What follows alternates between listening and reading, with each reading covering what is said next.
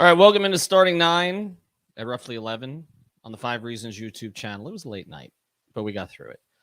We are being produced today by Manny Chang, so you can say hello to him in the chat. You can send us super chat. You can ask us questions.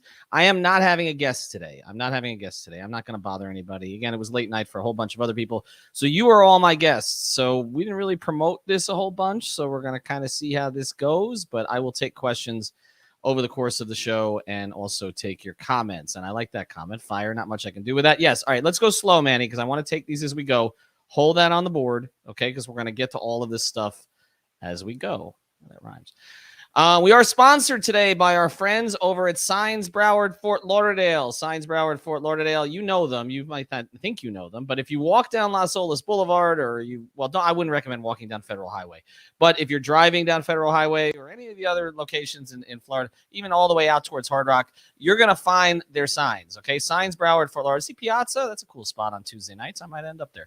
Signs Broward Fort Lauderdale.com. They do the outdoor signs. They do the indoor signs. They do the sign repairs. They do the trade show displays. That's convenient because they're owned by the same people who own everything trade shows. They do the vehicle graphics. They do everything. So go to signsbrowardfortlauderdale.com. Mention 5 Reasons. Chris will be happy if you do that, okay, because he'll know that we talked about him. Check it out. It's 954-791-8685, 954-791-8685. All right, couple of housekeeping items here before we get started. Number one, make sure you check out last night's 5 on the floor. I was delirious, so I cursed a lot, so you can check that out. We did about 20 minutes. I was at the arena. Alex was still waiting for Oladipo, and actually Alex had to leave, and I went back in for Oladipo after the podcast. But I was on with Greg and Brady, and Brady, of course, handled the basketball stuff because he knows it. We handled, Greg and I are narrative people, so that's kind of what we handled, but we had some fun with it. Also, check out Off the Floor. That is our new premium service. We try to give you some behind the scenes access. We tell you things before they happen. Maybe we throw some rumors out there that we wouldn't necessarily throw out in a more public space. It's worth it. Okay. And right now it's free, but you only got about 3 more days of that. Then it's $3.05 a month. Who knew? Who picked that? It's going to be $9.54 if more of you people don't sign up, because that's where I live. So $3.05 a month. It's called Off the Floor. If you check out my Twitter handle at 5 Reasons Sports or Ethan J. Skolnick, you will find it. All right, let's get to last night, and then we're going to look forward. And we're going to take your questions. So get the questions ready after my little soliloquy here. Manny will throw them up, and I'll start to answer them. Just an old goat. But I appreciate that. Here's the thing that's so great about covering the Miami Heat, okay?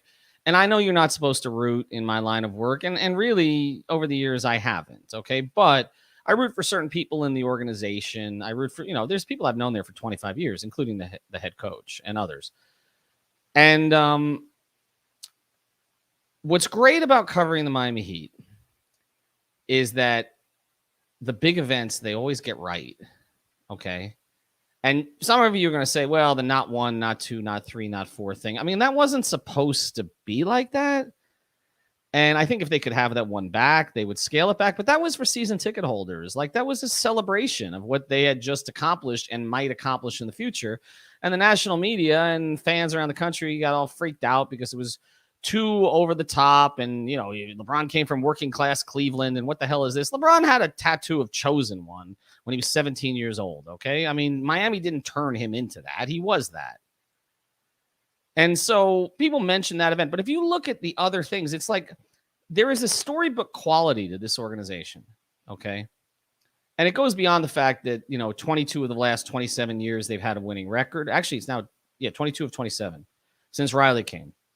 They almost never missed the playoffs. They missed the playoffs. The most it's lasted during Riley's tenure has been 2 years. And then they drafted Dwayne Wade. And so it is one of those organizations where that something good is always around the corner. And I've been there for pretty much all of them, which again just means I'm old. But you look at the comeback stories that they've had. And some of them were comeback stories from injury or illness. And some of them were comeback stories because something happened with the organization and the player left. In Zoe's case, it was both, right? I will never forget Zoe's return to Miami and how emotional that was. And there was bad blood there. I mean, Mickey Harrison had lent Zoe his plane to fly back from the Olympics to see the birth of his child, and yet, like, wasn't that long after that, he was like, I'm out of this place. But it was emotional when he came back. Dwayne, obviously, there's nothing that could ever compare to that one, right?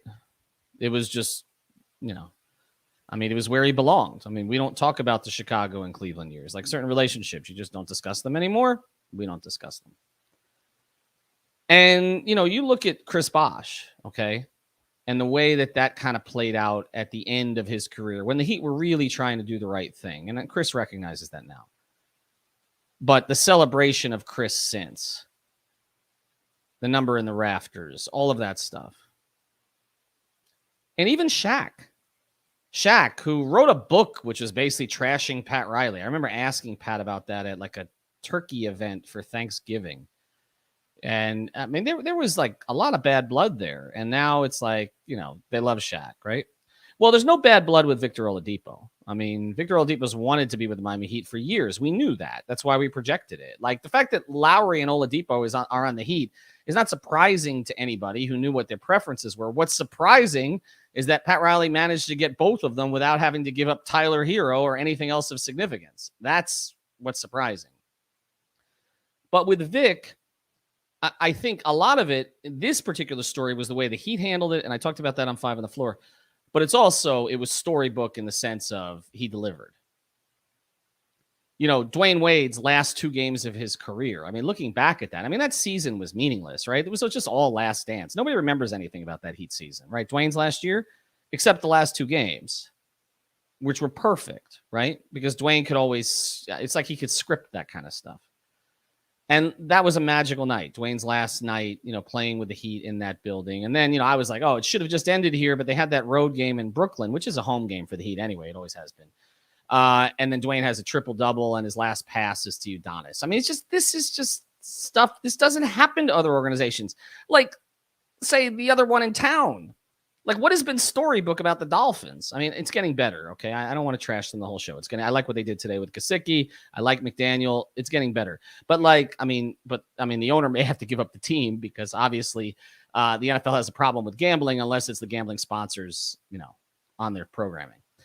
But not to get too sidetracked here. I mean, I'm not going to put last night with Vic with Dwayne Wade's last home game, okay? Or Zoe's return, or Bosch's return, or some of the others, right? Or some of the nights that LeBron delivered when he was here. I know some of you want to forget them, but there were a lot of pretty good nights. 61 against Charlotte wasn't bad.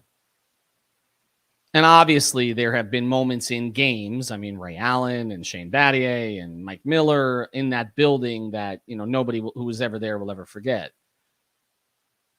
But it does always seem that when we build up to an event with the Heat, the team delivers, the player delivers, the emotion delivers, right? And that's what we got last night. It was legitimately perfect. Like, if you were to say, like, what is the best case scenario here? As soon as Eric Spoelstra answered the question pregame that it was going to be a maximum of 15 minutes, like, what would you have said would have been the best case scenario?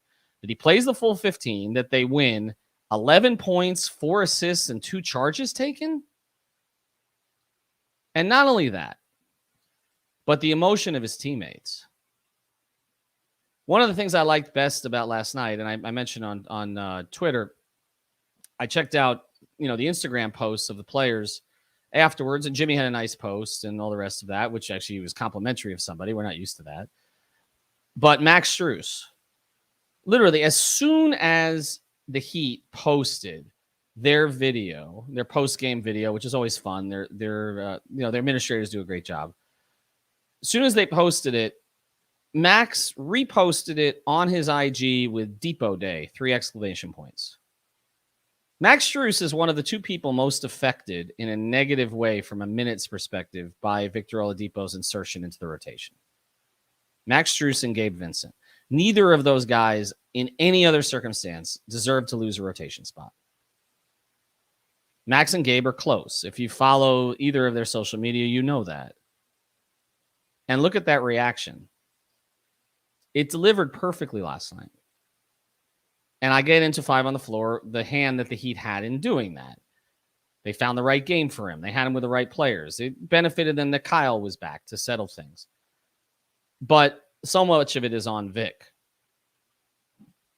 And the crowd, too, because the crowd embraced him like a guy who's been there forever.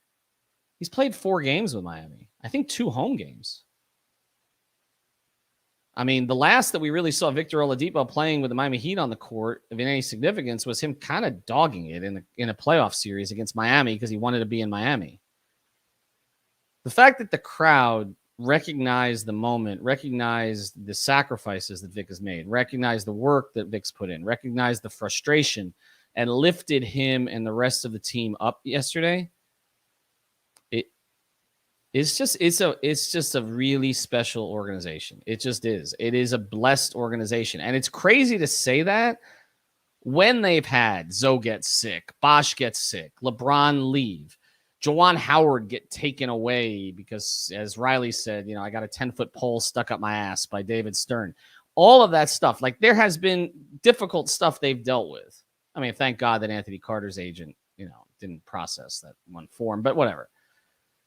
They've had a lot of difficult stuff happen to them. But overall, if you think about it, they're blessed. Like, I mean, the Sacramento Kings have not made the playoffs in 16 years. And if they keep trading really good players on their rookie contracts like Tyrese Halliburton, it's going to be another 16 years. 16 years. The Heat have made the playoffs 13 times during that stretch. They've won 3 championships. I just don't think it should be taken for granted. I mean, we're going to look ahead, and that's what I'm going to do now after the break here. I'm going to open it up to some questions, and we'll talk about where they go from here. But I do think there needs to be a moment of reflection here. If you're following this, it's probably because you follow the Heat. You're not covering a normal sports franchise, or not following. You're not rooting for a normal one. It's not normal. The Florida Panthers are having a breakthrough year this year. I mean, last year was good, but this is a real breakthrough year. But, look how long it took. The Miami Heat were considered to have the worst fortunes in the league by arguably the best basketball writer in the country, Zach Lowe. Okay? Least promising outlook in the league. Wasn't that long ago. Their best players were Josh Richardson and Hassan Whiteside. And look at what they're putting on the court now. They don't have room for Gabe Vincent. This guy has shot 38% from 3. He's averaged 13 points as a starter. He plays high-level defense. He's improved as a passer. I said it yesterday. I mean this. He would be the Los Angeles Lakers' best guard right now. They can't find a spot for him. It's an organization that had Josh Richardson and Hassan Whiteside as their best players. It's just a remarkable story, and Vic's a part of it. All right, I want to tell you about one more sponsor here at the 5 Reasons Sports Network. Our friends over at All Pro Construction Builders. They don't have a website yet. They're building it. But they do have an Instagram page. So you make sure you check that out. It's All Pro Construction Builders. And look, they service not just Monroe and Dade counties, which is what I said initially. They also service Broward County. And they've gotten some calls from Broward from us, which is great. 305-484-4429. And what you need them for is hurricanes. I mean, everything else. I mean, there's rough weather down here in a whole bunch of different ways. We know that we've caught a break with the hurricanes of late. Not the football team, the other one. We just haven't had a big one, which means it's coming. Okay? So don't be left unprepared. All right, reach out to a business here that is family owned. They use American parts, local parts. You'll deal directly with an owner. You'll deal with Danny directly. Okay. That's his cell phone number right there. All right. Text him about the Heat. He was just texting me. 305-484-4429, 305-484-4429. You will get a free estimate no matter what, but mention 5 Reasons. You'll get a 10% discount as well. And make sure you check out the IG page. All right. Let's get to some questions, Manny. Let's line them up. This isn't going to be the full 30-minute episode today. We'll do one of those tomorrow. Okay, here we go. When do you think Spo will bump up Vic's minutes restriction? I thought this was interesting last night because when he was asked before the game, he wasn't as definitive. He did say 15 minutes. I mean, he said it right away. And I'll say this. I'm a little surprised by how forthright Eric has been lately because it's not really his style. But he flat out 15 minutes. But he did say, and we'll go from there. Then after the game, he said there won't be a ramp up. I think that is him tempering expectations. I can absolutely guarantee you from covering Eric Spoelstra and knowing Eric Spoelstra for 26 years and covering him since 2008, he didn't know last night that he was right at 15. Okay. I mean, Eric is managing a million different things during the game. Quinny might tell him, somebody might. If he played 16 or 17, he would have apologized after the game and said, whatever. And that would have been the end of it. It landed right under, it was like 14 minutes and 37 seconds or something like that. I don't think there's a need to do it right now. That's the thing. Like, I feel like, they want to be patient as they've been, but also I do think they want to find occasional minutes for guys like Gabe and Max in particular. They want to keep Caleb's minutes about where they've been. We believe, and I posted this on Off the Floor yesterday, so if you subscribe to that, you know this already. We do believe Markieff Morris is going to be back this week. It's all over the place, and we have called this before, and it didn't end up happening because he wasn't cleared.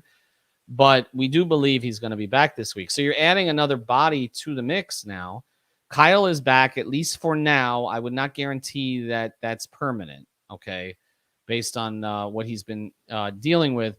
But I do think that there are nights that they might be able to give Kyle a night off anyway. I think that makes sense. Give PJ a night off. Give Jimmy a night off, where they could get Gabe or Max some minutes. But I think in the meantime, I don't think they see a pressing need to get Oladipo past 15.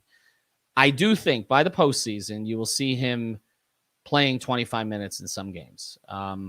They've got 6 weeks to get up to that. I feel like that's going to happen. All right. Do we have another one, Manny? I saw one come in. You think Morris takes Caleb's minutes? No. I think that Markieff Morris is going to be a situational player, depending on matchup, in the postseason. I think if he comes back, I think they will get him some reps. But remember, this is a minimum contract. This is a guy who, even during the Lakers championship run, which Markieff contributed to, you all remember that, he was kind of in and out of the rotation. I don't see him as consistently a small ball 5. I know that's what we talked about before the year, but the way that Dedmon has played, and I'm not even putting Yurt into the mix here because I think when we get to the playoffs, that's just break glass in case of rebounding emergency. I don't think that you're going to see a whole bunch of Morris and small ball 5, frankly, because Dwayne Dedmon's good. I mean, and there are certain matchups, like Philly matchup, like Dwayne Dedmon is going to play significant minutes. Now, there are other matchups, maybe not as much, okay? I think against Atlanta, he probably would, with Capella out there, unless they go small with Collins at times. But I think, and they may see them in the first round. I still think that's a possibility. The Nets, you don't really fear their bigs. You could go smaller against Drummond and run him around the court. There are teams that you can play with this with, but I think mostly Dedmon is going to be their backup 5. All right, Manny, do you have anything else here? Oh, and Caleb is playing. I'm sorry. Let's say Vic averages 15. Would you start him over Duncan? No. Here's the thing on Duncan, okay? Duncan needs to play with Bam. And to a certain degree, Bam needs to play with Duncan. All right? I think that alone keeps Duncan in the starting lineup. I don't think you're going to see Duncan necessarily always get 2 stints in each half. We've seen that with Spo. I think he's going to play the first 6-7 minutes of the first half. He's going to play the first 6-7 minutes of the second half. If he's got it going, I think he gets a second stint. If he's not getting hunted or he's not in foul trouble, they have the Strus option to go to. I don't see a need to put Vic in the starting lineup. Look, your 2 best players are not spacers, and they need spacers. And so if I was making the argument all year that Duncan should continue to start over Hero for all of those reasons, I can't then come back and say, well, they should put Oladipo ahead of Duncan. I mean, Oladipo spaces the floor less than Hero does.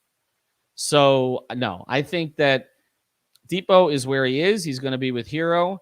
And you have a backup backcourt that's better than pretty much all but maybe 5 backcourts in the entire starting backcourts in the entire NBA. Could you see Spo starting Hero? Seems Duncan and Depot are a better fit. All right, Mark, see, I think that's more likely. I don't think it's going to happen. I will say that. I'm going to say that flat out.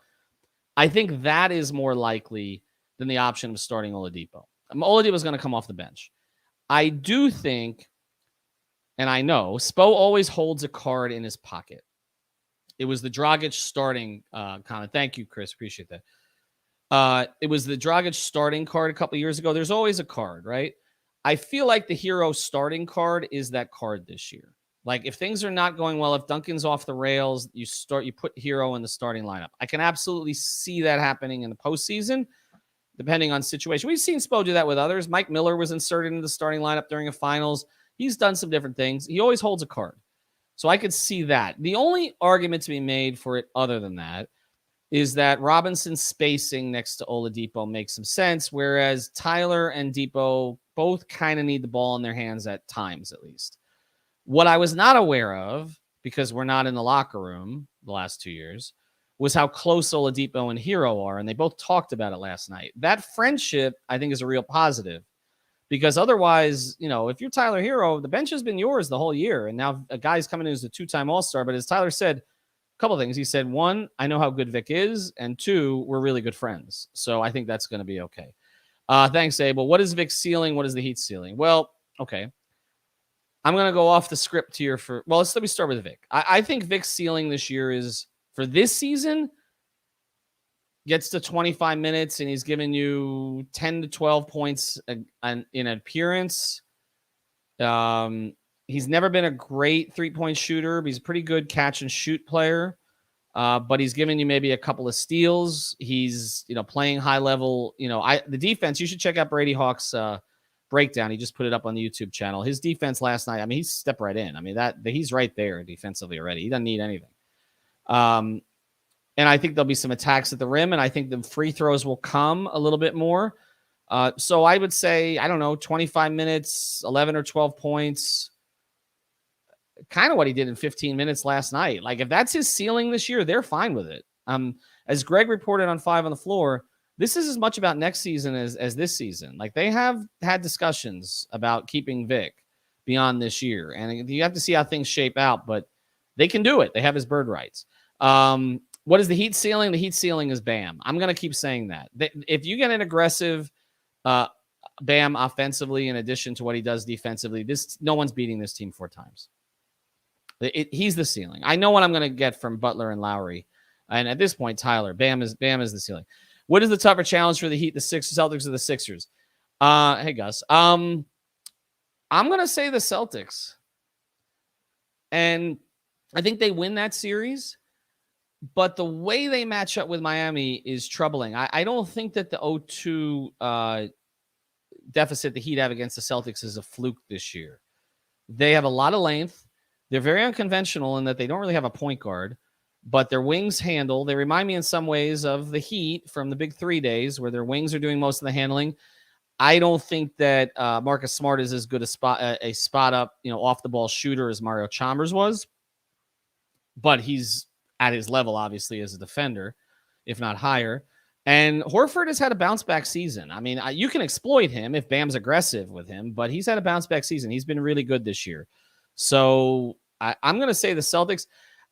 Look, I was in the presser with Embiid after the game, okay? He has had so many frustrating moments in Miami. They know what to do with him. They just do. And you're not going to get me to believe in James Harden in a playoff series. It's not going to happen. All right, let me take one more here, and then I do want to mention a couple of things before we go. We'll do this more often where I don't bring out a guest. Do we have another one, Manny? How are we going to re-sign Vic with the impending Tyler contract and Caleb? Watch Carnival stock. You can check it on the ticker. CCL needs to start going up. Mickey's lost probably. He sold some to the Saudis, but Carnival stock is down 70% since the start of the pandemic, and it has not bounced back. This is a luxury tax issue. This is not a salary cap issue. They're locked in with Lowry and with Jimmy. Tyler's going to get his extension. It may not be the whole thing, but he's moving towards it. They will have to figure out about matching Caleb. I think that they will have concerns because of the match of the Tyler Johnson contract a few years ago. But I think Kyle, it's crazy to say this because he was a two-way that nobody wanted. Caleb Martin has higher upside than Tyler Johnson. So I think that they would likely match, and they can pay all these guys. Now, a deep playoff run with fans in the stands helps. It puts more money in the pockets. But again, the owner, there's 2 owners who've been based on my research, most affected by the pandemic. Okay. The owner in Houston because he's in the casino restaurant game, and Mickey because he's in the travel tourism business. So this team, if this team goes to the finals or wins a championship, there's going to be a lot of pressure on ownership to keep it intact. Okay. As much as they can. And they also got other guys waiting. I mean, if they lose a guard, Goran will be back here next year. But I think you're seeing they don't really have room for Goran this year. This is kind of what I was talking about on the streams. They don't have room for Gabe and Max. Where's the room for Goran? Okay. Gabe, at least you're going to get high-level defense at this stage. All right. Appreciate everybody hopping on here. Appreciate the donations. Again, we're going to do more of these. I typically stay with a guest format, but as we ramp up here, check out our Off the Floor page. I promise you will enjoy it. And also go to prizepicks.com. Use the code 5, F-I-V-E, All Pro Construction, and Signs Broward of Fort Lauderdale. And check out Brady's latest video. Post Up 5R from last night is on here as well. And we'll do a new 5 on the floor tonight. Have a good day, everybody.